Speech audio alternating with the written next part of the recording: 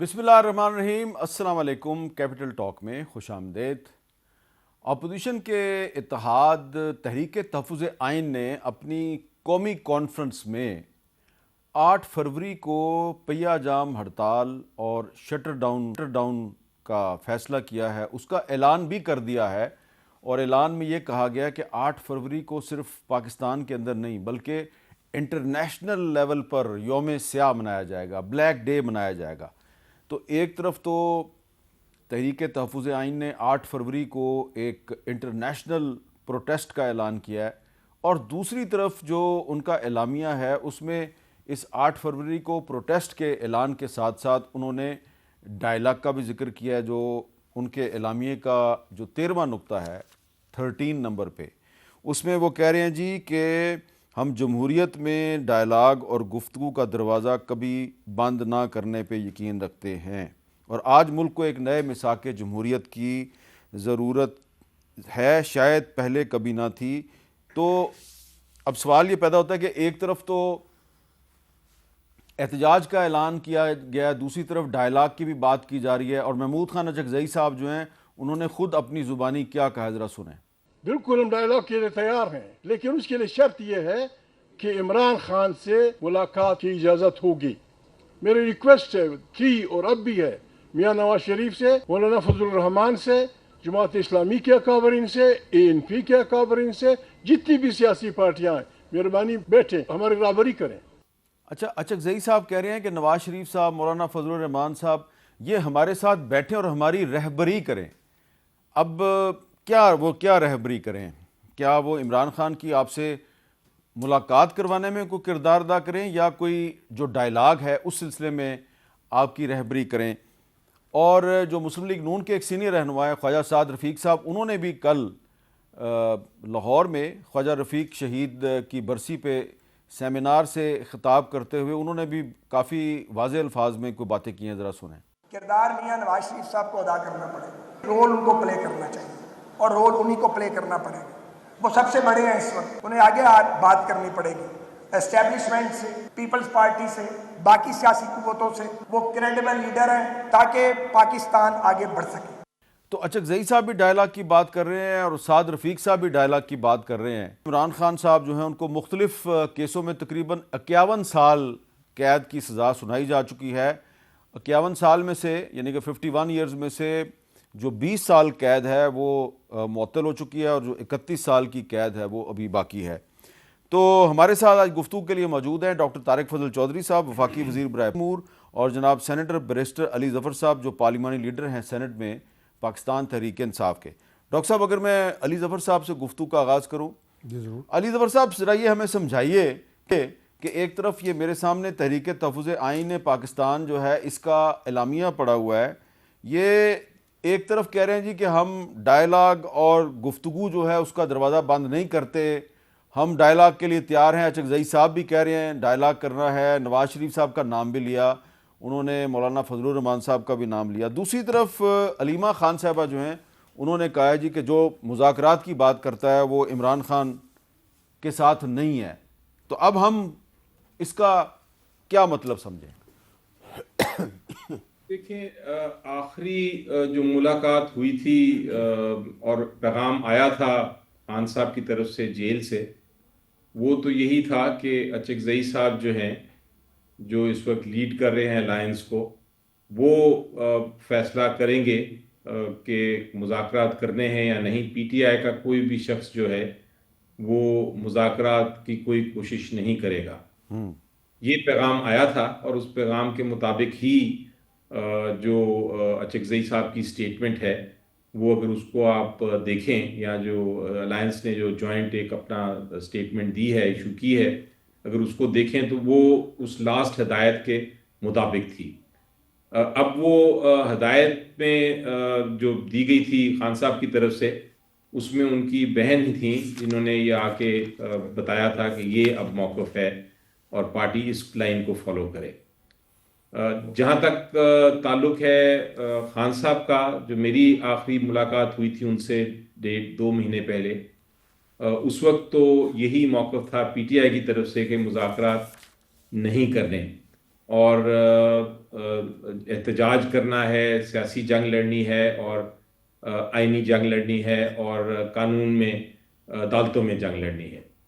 لیکن اس کے بعد چونکہ ملاقات نہیں ہوئی، اور بعد میں جو پیغام آیا اس میں اچکزئی صاحب کا رول دیا گیا تھا کہ مذاکرات کی بات ہے یا کسی بات چیت کی گنجائش ہے تو وہ وہی فیصلہ کریں گے۔ ان کی سٹیٹمنٹ پھر اپنی جگہ بجا ہے، لیکن اس کے ساتھ ساتھ پی ٹی آئی کا کیا موقف ہے اس پوائنٹ پہ، وہ صرف تب ہی بتا سکیں گے جب خان صاحب سے ملاقات ہوگی۔ اچکزئی صاحب نے بھی جو سٹیٹمنٹ دی ہے اس کے اوپر بھی ایک بڑی اہم شرط رکھی ہے انہوں نے، اور وہ یہی کہا ہے کہ خان صاحب سے اس میں ملاقات کرنے دیں، جس سے تاثر یہ ملتا ہے کہ جو ان کا بھی مذاکرات کا ایک یا ڈائلاگ کا یا جو انوائٹ کیا انہوں نے دوسری سیاسی جماعتوں اور لیڈران کو کہ آپ اس میں انوالو ہوں، وہ سبجیکٹ ٹو یعنی کنڈیشنل ہے کہ خان صاحب کیا اس پہ کہتے ہیں۔ ٹھیک ہے، تو یہ اس کو میں اس طرح اسیس کرتا ہوں فی الحال اس ساری سچویشن کو۔ اس کے ساتھ ساتھ آپ کو یہ بھی معلوم ہے کہ ایک پولیٹیکل کمیٹی بھی بنی ہے پی ٹی آئی کی، اور وہ ابھی فائنل تو کرنی ہے خان صاحب نے، لیکن فی الحال وہ ایگزسٹ کر رہی ہے، تو ایک فیصلہ وہاں سے بھی آنا چاہیے، اس کا بھی انتظار ہے کہ وہ اس کے اوپر کیا موقف رکھتے ہیں۔ تو پھر یہ ساری چیزیں جیل ہوں گی۔ ابھی آپ یقینی طور پہ یہ کہہ سکتے ہیں کہ تھوڑا سا گیپ ہے، ٹھیک ہے، لیکن اگر اس کو میں نے ایکسپلین کیا، اگر آپ اس طرح دیکھیں تو ایک راستہ ہے میری نظر میں۔ میں تو ہمیشہ یہ کہتا ہوں کہ کسی نہ کسی قسم کا رستہ نکالنا ہے، اور شاید ڈائلاگ ایک الٹیمیٹلی فائنل رستہ وہی ہے۔ تو اگر اس پہ الائنس نے کوئی ایسا موقف اختیار کیا ہے تو اس کو ہمیں آگے لے کے چلنا چاہیے۔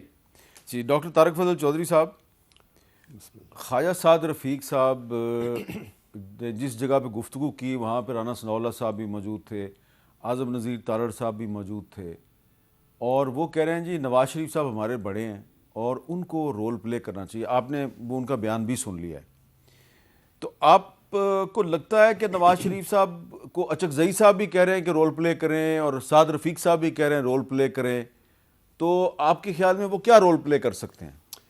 نہیں صاحب، اس میں تو کوئی دو رائے نہیں ہے کہ میاں نواز شریف صاحب جو ہیں وہ جس پائے کے لیڈر ہیں، 3 دفعہ ملک کے پرائم منسٹر رہے ہیں، 3 دفعہ پنجاب کے چیف منسٹر رہے ہیں، تو جو تجربہ ان کے پاس ہے اور جو آپ یہ کہیں گے کریڈیبلٹی ان کے پاس ہے، وہ تو پاکستان میں کوئی ان کے پائے کا لیڈر اور نہیں ہے۔ اور جو ان کے رول کی ادا کرنے کی بات کی گئی ہے، تو میں یہ عرض کروں کہ خدا نخواستہ کو میاں نواز شریف صاحب نے سیاست سے ریٹائرمنٹ نہیں لی، ہی is very much in the game.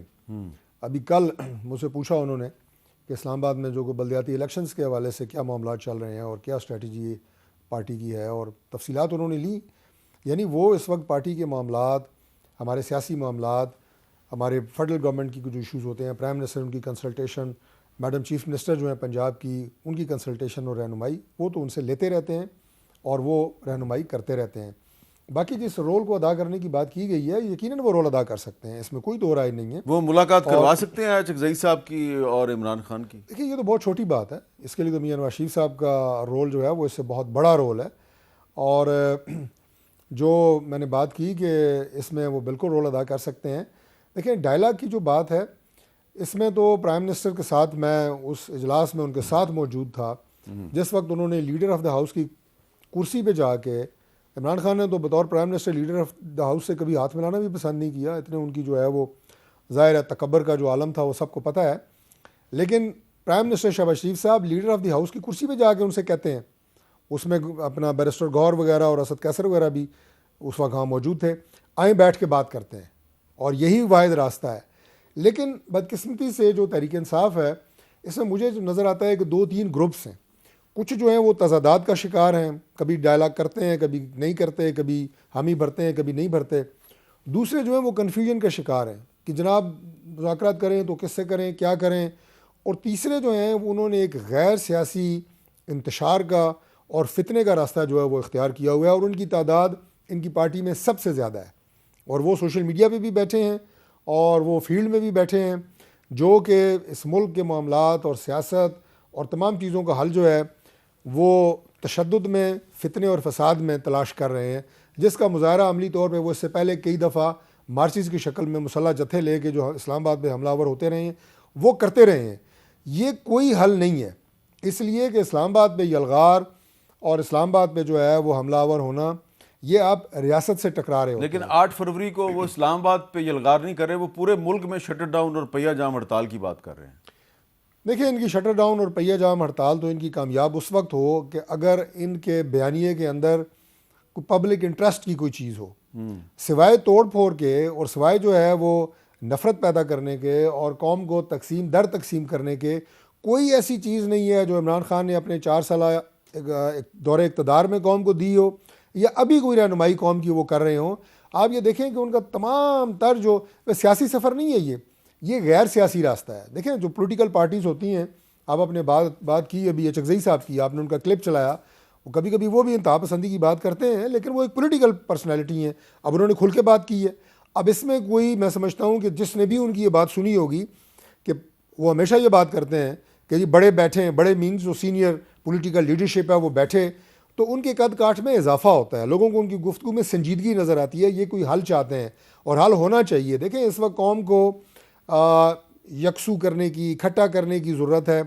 پوری دنیا میں آج اللہ کے فضل سے پاکستان کا نام جو ہے وہ آگے بڑھ رہا ہے. آج جو واشنگٹن پوسٹ میں آرٹیکل آیا ہے وہ یقیناً آپ نے پڑھا ہوگا، یعنی جنوری 2025 میں پاکستان کے تعلقات امریکہ کے ساتھ اگر صرف اس کی بات کریں تو کیا تھے، آج دسمبر 2025 میں وہ تعلقات کیا ایک آرٹیکل واشنگٹن پوسٹ میں کل بھی شائع ہوا تھا. چھوڑ دیں، واشنگٹن پوسٹ میں مختلف قسم کے آرٹیکل نہیں شائع دیکھیں ہوتے رہتے ہیں. جو اس میں باتیں اس میں حقیقت کل والے پہ مبنی آرٹیکل ہیں. میں کہا گیا کہ جو سویلین لیڈرشپ ہے وہ اپنی سپیس کھوتی جا رہی ہے.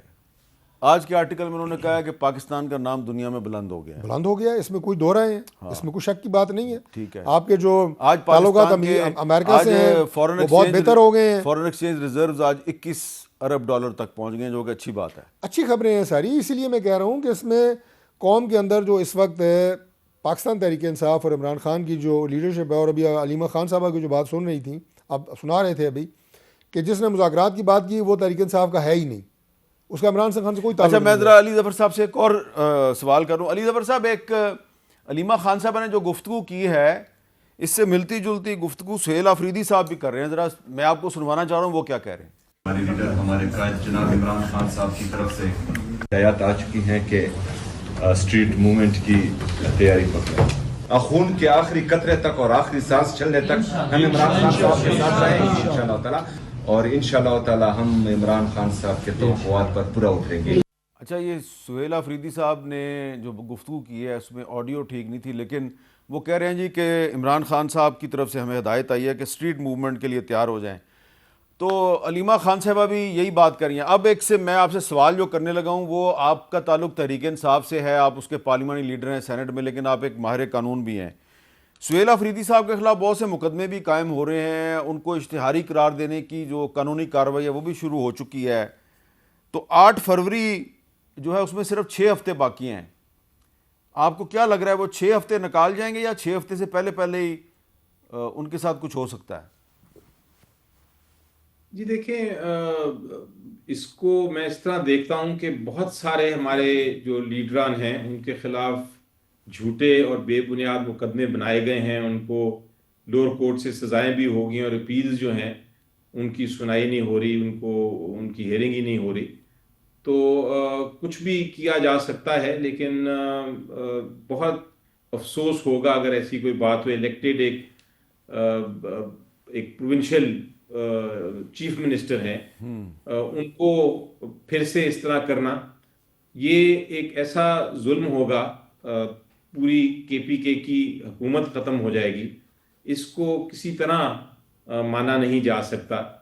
آپ بے شک یہ کہتے رہیں کہ ہم کر سکتے ہیں، لیکن طاقت کا استعمال کا یہ مطلب نہیں ہے کہ قانونی وہ آپ کو مل جائے گی جسٹیفیکیشن.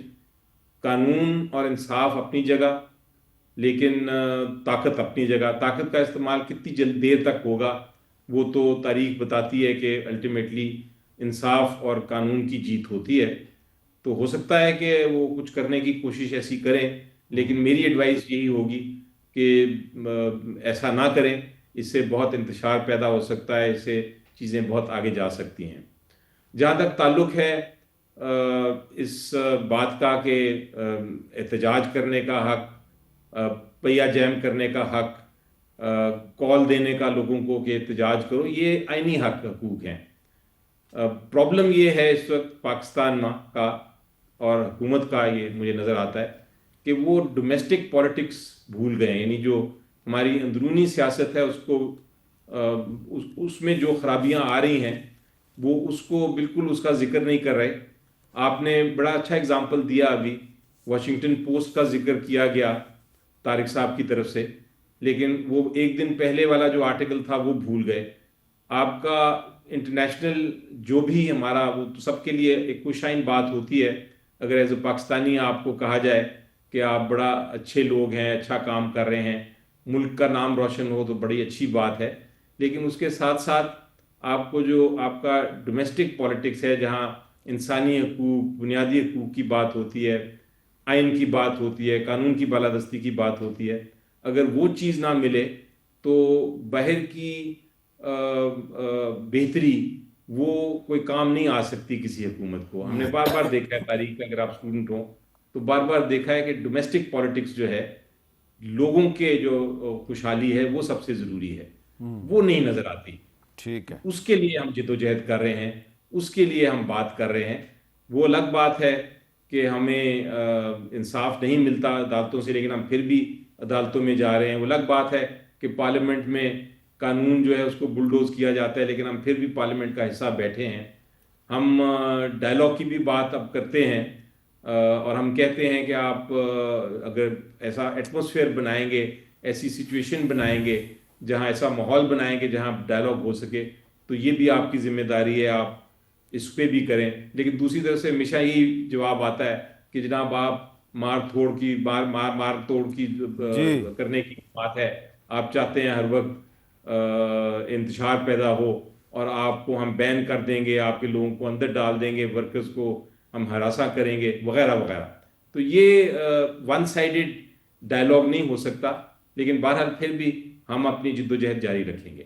اچھا علی زفر صاحب، آپ کی جو گفتگو ہے، اس گفتگو کے دوران مجھے عبدالقدیر بلوچ صاحب یاد آ گئے، جو کہ ایک ہیومن رائٹس ڈیفینڈر تھے، ہیومن رائٹس ایکٹیوسٹ تھے۔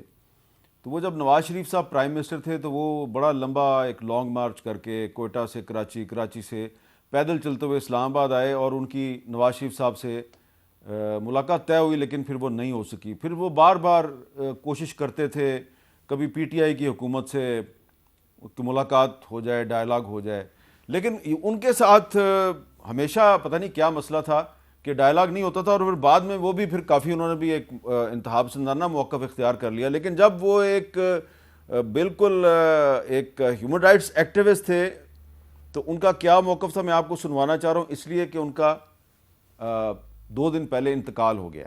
تو ہم اپنے پروگرام میں جو لوگ انتقال کر جاتے ہیں اور انہوں نے اگر ہمارے پروگرام میں شرکت کی ہو تو ہماری ایک روایت ہے کہ ہم ان کا ایک کلپ سنواتے ہیں، ذرا سنیے انہوں نے کیا کہا تھا۔ میرے لڑکے کو جلیل ریکی کو 13 فروری 2009 کو گھر سے اٹھا کے لے گئے، اور 3 سال کے بعد اس کی مسخ شدہ لاش مجھے ملی، جس کہ اس کا بیٹا جو میرے ساتھ بیٹھا ہوا ہے بیورغ بلوچ، یہ اس وقت 3 سال کا تھا۔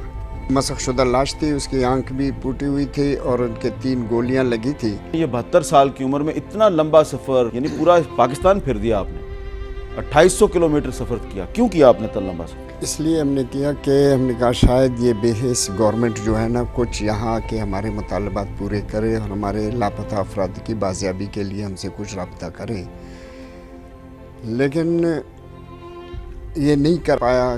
اور یہ جو پروگرام کا کلپ میں نے آپ کو دکھایا، اسی پروگرام کے دوران اس وقت کے پرائم منسٹر نواز شریف صاحب کا مجھے میسج ملا تھرو ان کے پولیٹیکل سیکٹری کے کہ وزیر اعظم صاحب یہ پروگرام دیکھ رہے ہیں اور وہ کل ان کو ملنا چاہتے ہیں۔ ان کی ملاقات کا ٹائم بھی طے ہو گیا، لیکن اسی رات کو ان کو قدیر بلوچ صاحب کو اور ان کے ساتھ جو عورتیں اور بچے تھے ان کو اسلام آباد سے ڈیپورٹ کر دیا گیا۔ ایک بریک لیتے ہیں، بریک کے بعد دوبارہ ملتے ہیں۔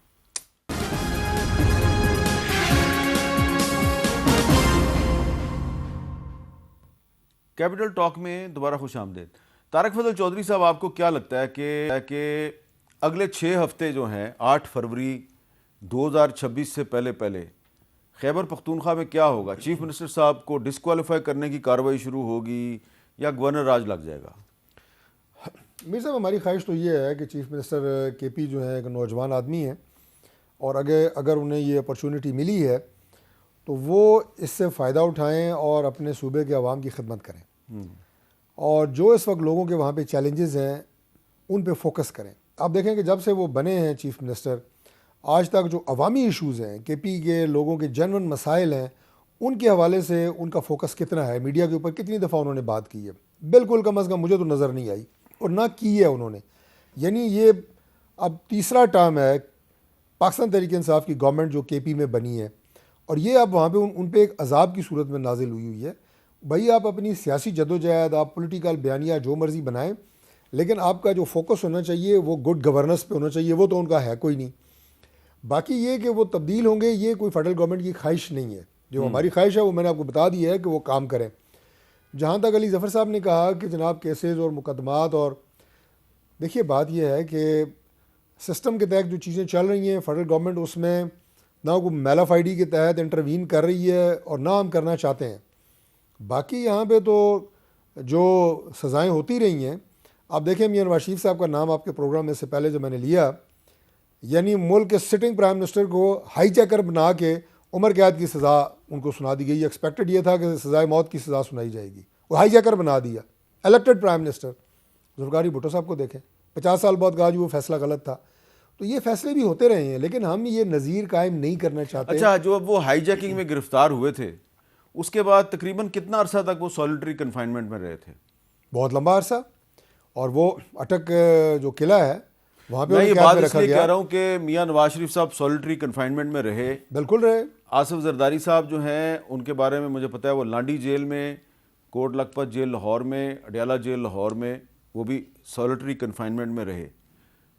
شہباز شریف صاحب بھی کچھ عرصہ کے لیے رہے. بالکل رہے ہیں. اور ٹھیک ہے, یہ تینوں لیڈرز جن کا آپ نے نام لیا ہے انہیں وہ تمام تر سہولیات, یہ ریکارڈ کی بات ہے, حاصل نہیں تھی جو آج عمران خان کو جیل میں حاصل ہے. لیکن اگر یہ تینوں سالیٹری کنفائنمنٹ میں رہے, آج کا پریزیڈنٹ, آج کا پرائم منسٹر, تو ان کو سبق نہیں سیکھنا چاہیے کہ ابھی عمران خان سے ان کا سیاسی اختلاف ہے تو ان کو سالیٹری کنفائنمنٹ میں نہ رکھیں؟ دیکھیے خواہش کسی کی بھی نہیں ہے کہ عمران خان کو سالیٹری کنفائنمنٹ میں رکھا جائے. ملاقات ان کی سینکڑوں ہو چکی ہیں لیکن اس وقت جو انہوں نے ایک وتیرہ اختیار کیا ہوا ہے, دیکھیں جیل وہ آپ کی پولیٹیکل پارٹی کا ہیڈ کوارٹر نہیں ہوتی.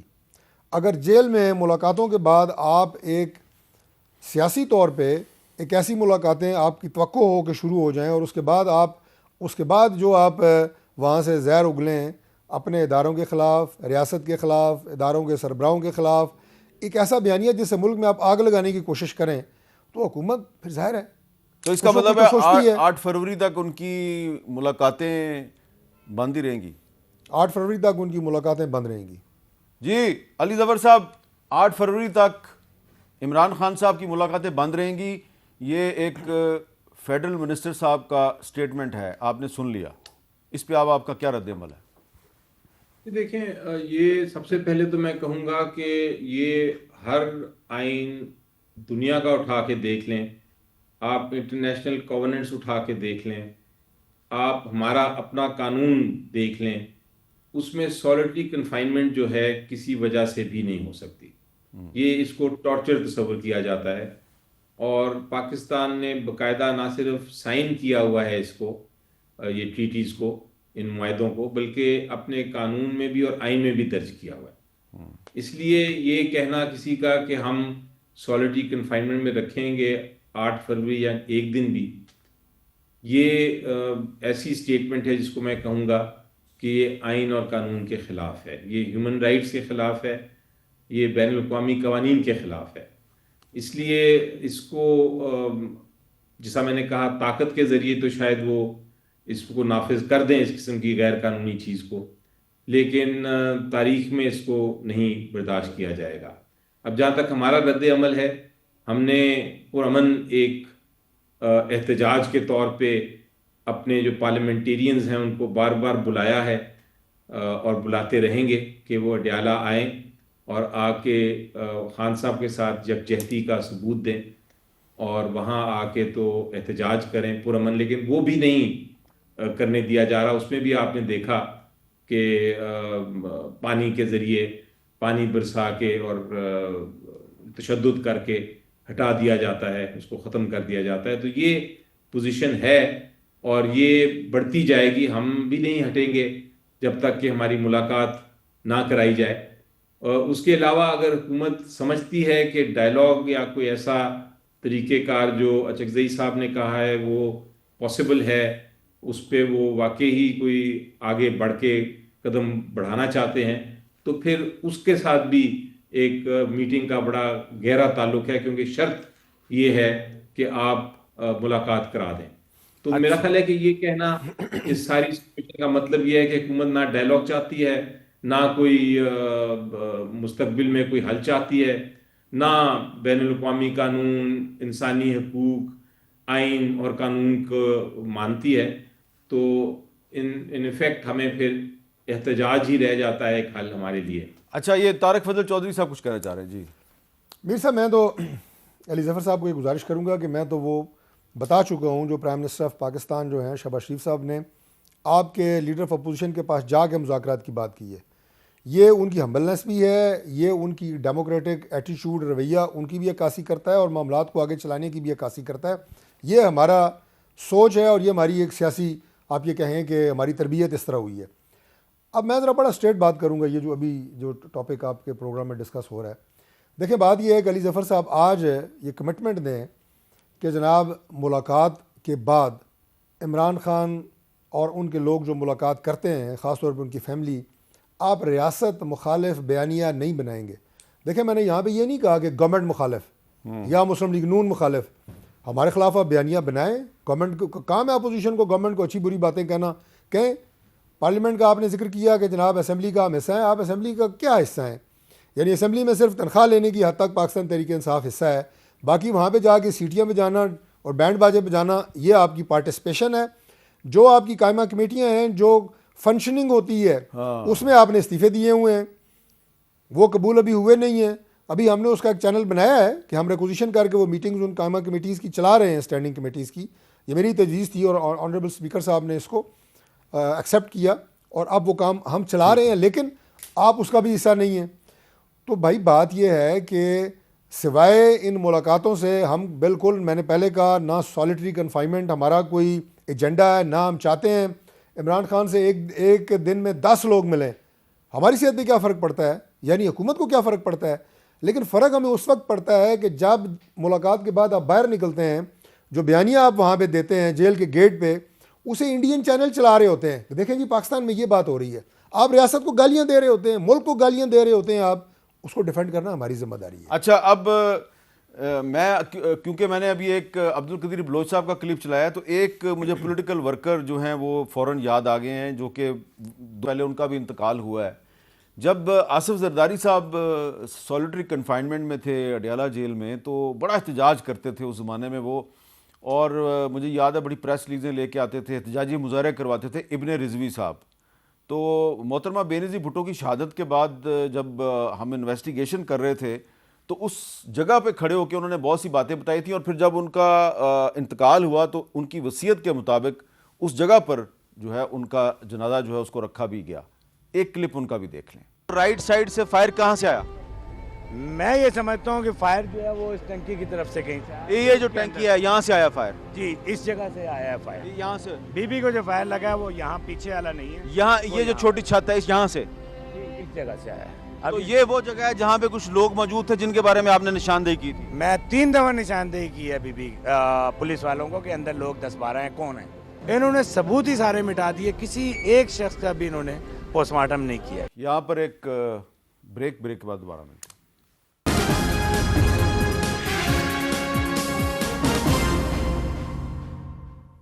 کیپٹل ٹاک میں دوبارہ خوش آمدید۔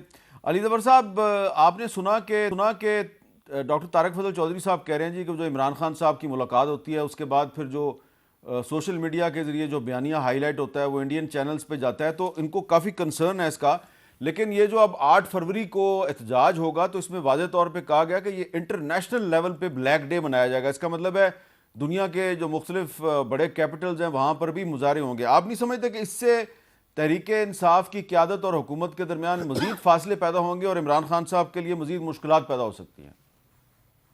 یہ دیکھیں، یہ اب پھر سے میں کہوں گا کہ یہ ایک حق ہے پاکستانیوں کا بھی، اور جو پاکستانی ملک سے باہر ہیں ان کا بھی، اپنے اپنے ممالک جہاں بھی رہائش پذیر ہیں ان ممالک کے قوانین کے مطابق کہ وہ احتجاج کریں، وہ بات کریں. جو زیادتیاں ہو رہی ہیں، جو آئین کی خلاف ورزی ہو رہی ہے، جو جیسا میں نے کہا بنیادی حقوق کی خلاف ورزی ہو رہی ہے، یہ ان کو آگاہ کریں قوم کو اور آواز اٹھائیں. اس میں کسی کو آبجیکشن نہیں ہو سکتی، یہ حق دیتا ہے آپ کا آئین.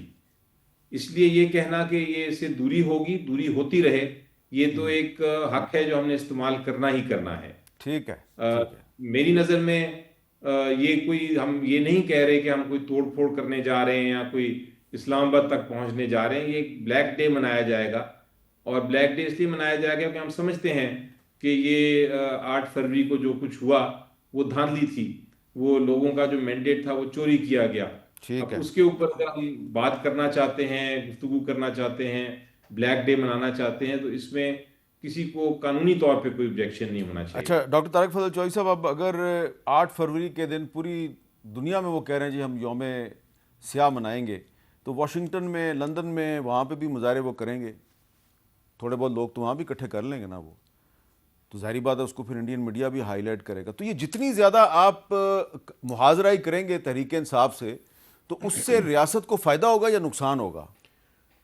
میر صاحب، ہم بالکل محاذرائی نہیں چاہتے، اور ہمیشہ بات ہم نے یہی کی ہے کہ آپس میں بیٹھ کے جو بھی آپ کے کوئی اعتراضات ہیں وہ بیٹھ کے بات کریں، اور آگے اچھا، راستہ ایسا نکالیں جو سیاسی راستہ ہو. آپ کی بات کاٹ رہا ہوں. چلیں آپ کہہ رہے ہیں آپ نہیں چاہتے، فرض کریں کہ عمران خان صاحب کی پالیسی یہ لگ رہی ہے کہ وہ آپ سے محاذرہ ہی چاہتے ہیں، اور وہ چاہتے ہیں آپ ریئیکٹ کریں، مزید سختی کریں.